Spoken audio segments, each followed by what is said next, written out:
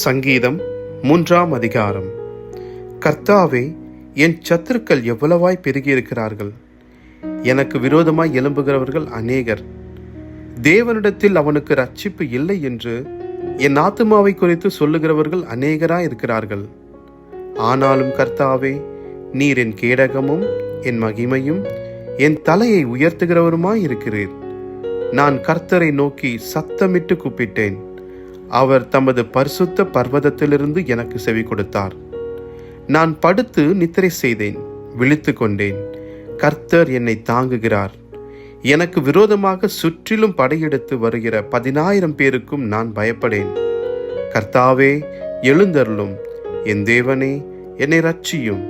நீர் என் பகைஞர் எல்லாரையும் தாடையிலே அடித்து துன்மார்க்கருடைய பற்களை தகர்த்து போட்டீர். இரட்சிப்பு கர்த்தருடையது. தேவரீருடைய ஆசீர்வாதம் உம்முடைய ஜனத்தின் மேல் இருப்பதாக.